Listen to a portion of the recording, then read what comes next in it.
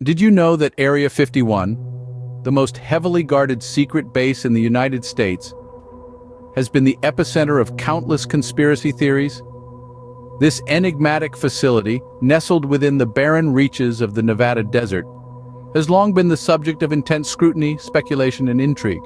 Area 51's existence is an indisputable fact, its location well known yet shrouded in a veil of secrecy that has only served to fuel the fires of curiosity. It sits approximately 83 miles north-northwest of Las Vegas, a lonely outpost in a sea of sand and scrub. Despite its remote location, it has an undeniable presence, a palpable aura that has drawn the attention of conspiracy theorists, UFO enthusiasts, and curious onlookers for decades. This infamous base was established in the mid-20th century during the height of the Cold War.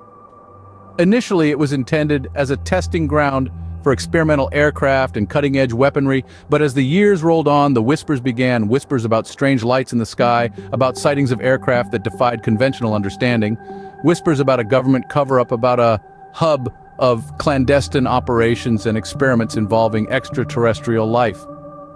The government's silence on the matter has only added to the mystery.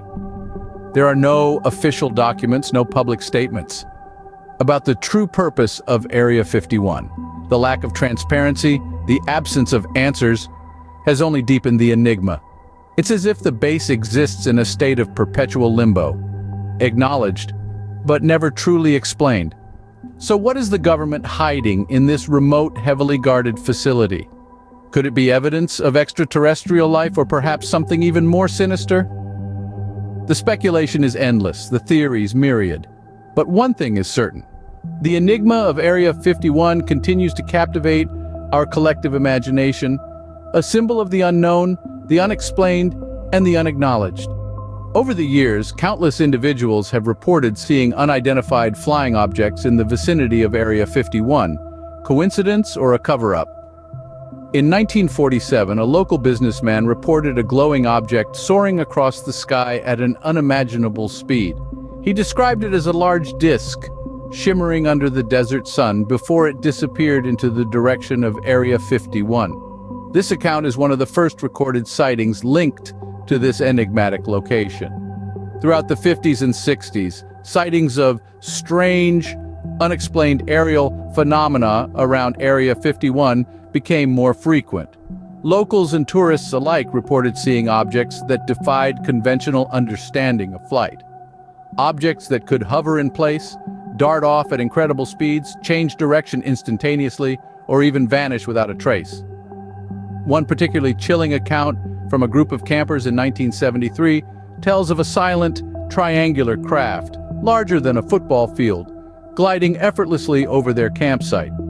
The craft was said to have bright pulsating lights and move towards Area 51. Such sightings have fueled speculation that the government is conducting tests on advanced technology, possibly of extraterrestrial origin. Some believe that these are not just advanced military aircrafts, but are indeed spacecrafts, piloted by beings from other worlds. This belief is further amplified by the secrecy surrounding Area 51. Its high security fences, camouflaged buildings, and restricted airspace make it an ideal location for the government to conduct covert operations. The frequency of these sightings, the advanced maneuvers displayed by these objects, and the strict secrecy around Area 51 all contribute to the belief that something otherworldly is happening there. Is it possible that these are not just sightings of experimental aircraft, but evidence of the government's interactions with extraterrestrial technology, or even extraterrestrial beings? Are these sightings simply misinterpretations of military aircraft, or do they hint at a much larger, more complex truth? Several former employees and insiders have come forward with shocking claims about the activities taking place within Area 51. Let's dive deeper into the murky waters of these claims, shall we? One name that often surfaces during these discussions is Bob Lazar. Lazar, a self-proclaimed physicist, shook the world in 1989 with his explosive revelations. He alleged that he was employed at a sub-compartment of Area 51, known cryptically as S4. His job, as he claimed, was to reverse engineer alien spacecraft. Now, this wasn't some run-of-the-mill UFO sighting story. Lazar detailed that there were 9 different alien spacecraft housed at S4. He spoke of propulsion systems that defied our current understanding of physics, powered by an element he called Element 115. Lazar's claims were so specific, so audacious, that they sent ripples through both the scientific community and the public. But here's where things get even more interesting. Skeptics were quick to point out discrepancies in Lazar's narrative. His educational and professional background didn't check out. No record of him attending the prestigious institutions he claimed or working at the places he said he did. This, coupled with his penchant for publicity, led many to dismiss his allegations as a clever hoax. Yet Lazar's story wasn't an isolated incident. Other insiders have also come forward over the years, their testimonies echoing similar themes of extraterrestrial technology and high-level government cover-ups. Each whistleblower brings with them a new piece of the puzzle, adding more layers to the enigma that is Area 51. So where does this leave us? Are we to believe these whistleblowers, taking their words as gospel truth? Or are we to dismiss them as mere attention seekers, spinning wild tales for fame, or perhaps even for some hidden agenda? The question, my friends, is not an easy one to answer. It hinges on the delicate balance between belief and skepticism, between accepting the extraordinary and demanding empirical evidence. Are these whistleblowers telling the truth, or are they simply spinning tales to attract attention and fame? Despite the mounting evidence and public pressure, the U.S. government has maintained a tight-lipped stance on Area 51. It's a silence that's as deafening as it is intriguing. So what has been this government's response to all the theories, the sightings, the whistleblowers? Well, in a word, denial. For years, the government has persistently denied any involvement with extraterrestrials, brushing off claims as mere speculation or the result of overactive imaginations.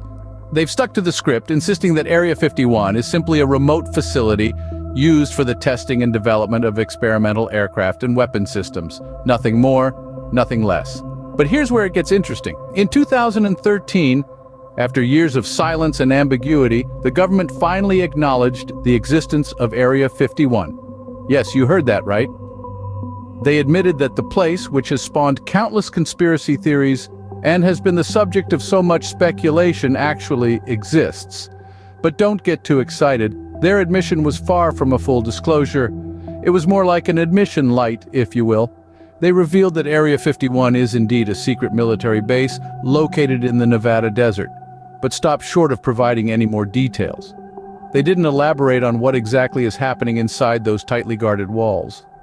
No mention of aliens, of course, or anything remotely related to extraterrestrial life. So despite the admission, the government's response has essentially been more of the same: a wall of silence, a lack of detail, and an unwavering stance of denial. It's a response that raises more questions than it answers and only adds fuel to the fire of conspiracy theories. Why does the government continue to shroud Area 51 in so much mystery? What are they so desperate to hide? The government's response, or lack thereof, only deepens the enigma of Area 51 and keeps us all guessing. But one thing is certain: their silence speaks volumes. And until we get some real answers, the theories, the speculation, and the intrigue will continue to grow. The enigma of Area 51 leaves us with more questions than answers. As we've explored, the high security and shrouded secrecy surrounding this military base have given birth to numerous conspiracy theories. From UFO sightings to whistleblower testimonies, the intrigue and mystery only seem to grow. Let's recap. We've touched on the countless reported UFO sightings in the area, each account peculiar in its own right, painting a picture of the inexplicable. Yet despite the number of these accounts, hard evidence remains elusive. We then delved into the brave, or perhaps foolhardy, whistleblowers, those who risked their reputations and in some cases their lives to shed light on the alleged extraterrestrial activity within Area 51's confines. Their testimonies, as compelling as they are, also lack the concrete proof we so crave. Then there's the government's response, or rather the lack thereof. The absence of transparency only fuels the fire of these theories. Their silence, many argue, is deafening. It leaves a void that conspiracy theories are all too eager to fill. The official line, that Area 51 is nothing more than a testing site for experimental aircraft, seems to many insufficient to explain the strange phenomena reported. These elements come together to form a puzzle that's missing pieces. A story that's incomplete, a mystery that only deepens the more we try to unravel it. It's this enigma that keeps us asking, keeps us searching, keeps us curious. As we delve deeper into the rabbit hole, we are left to ponder, what is the true purpose of Area 51? And will we ever uncover its secrets, or will it remain America's most captivating mystery?